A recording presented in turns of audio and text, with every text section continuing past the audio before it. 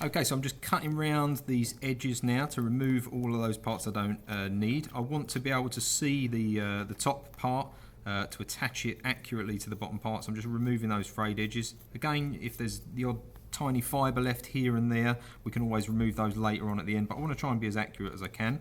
Now I'm going to just check that I've got some glue on the bottom again so it hasn't dried or anything like this. I'm just going to apply a little bit more glue to the bottom there, okay, and we're going to put some on the other side of the other component as well. So I'm applying glue onto the component here, again covering the whole surface, just removing a small amount of glue from the end of the applicator as I go round, okay? And again, if you do have any large lumps of glue anywhere, you can return the glue into the applicator like this and use it a little bit like a spreader to kind of push any glue around the outside surface and making sure we've got full coverage of that. Now I've put a little bit on both sides, so obviously that will make sure that we've got full coverage as well.